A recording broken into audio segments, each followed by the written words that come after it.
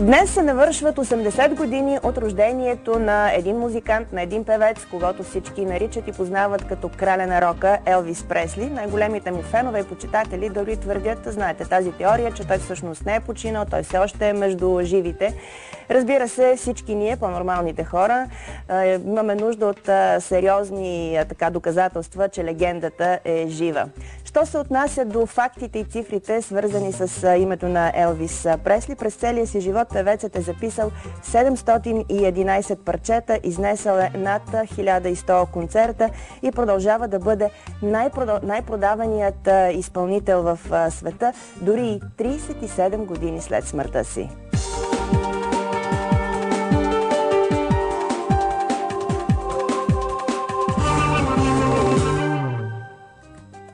Плочите на един такъв велик певец, какъвто е Елвис Пресли, със сигурност са колекционерска страст и колекционерска рядкост. Сега Ники Дограмаджиев ще ни покаже, доколкото знам, такива оригинални и интересни плочи.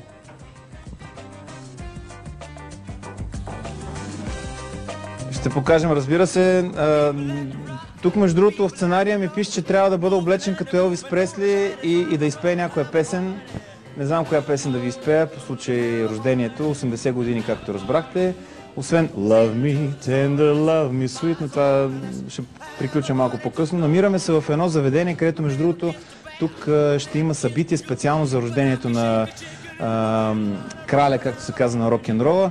Тук са едни дами, които отскоро се занимават с организиране на такива хубави мероприятия, плюс това са любители и фенове на събиране на различни плочи, така че след малко ще покажем и такива истински плочи на Елвис Пресли.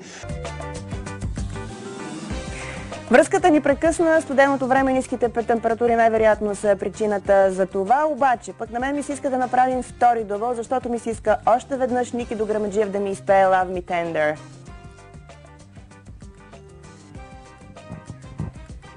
Пак ли да ви пея Love Me Tender? Моля ви се, не ме карате Love Me Tender, Love Me Sweet, но все пак да ви кажа наистина отново къде се намирам. Не знам въобще какво сте чули и разбрали. В едно заведение, което е на Мария Луиза, където ще се проведе събитие по повод 80 години от рождението на Елвис Пресли, краля на рока.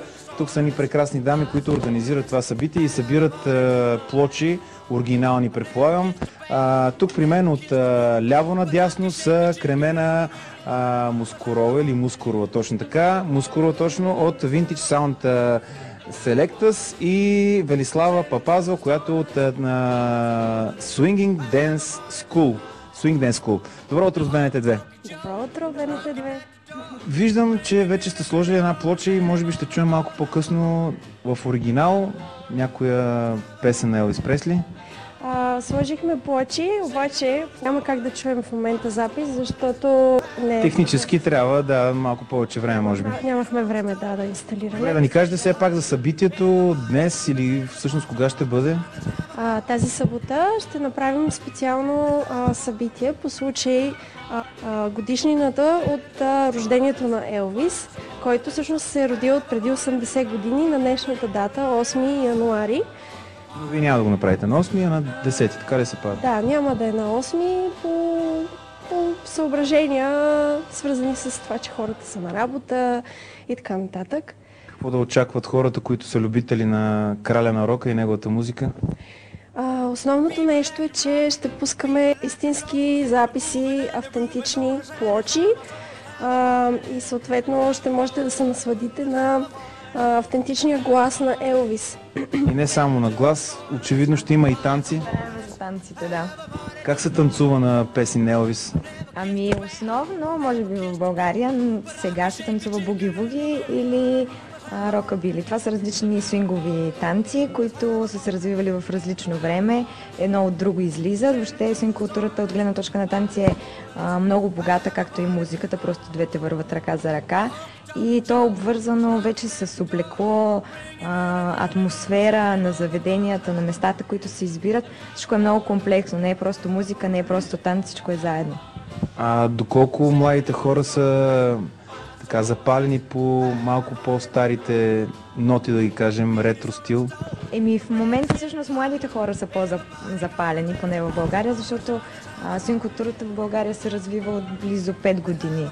ако мога да кажа. И главно младите хора от порядъка от 20 до 30 години я развиват. И танцуват, правят партита. Бяхме пуснали музика, ще да ви накарам да танцувате, да покажете нещо характерно. Но Трябва да ви тактувам. Добре, все пак краля жив ли е? Краля, това е голяма мистерия дали е жив. На много хора им се иска наистина да е жив, но ако беше жив, според мен нямаше да е такава легенда.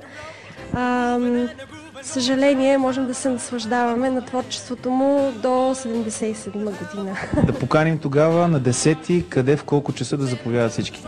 Заповядайте всички в Антракт, едно страхотно заведение, след 9:30 вечерта. Атмосферата, както виждате, е страхотна, а ние ще се погрижим за музикалното оформление и за танците.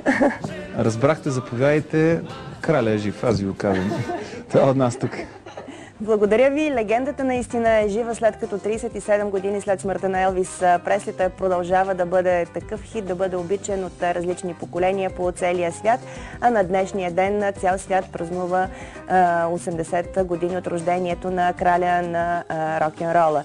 Сега продължаваме с нещо интересно от Русе.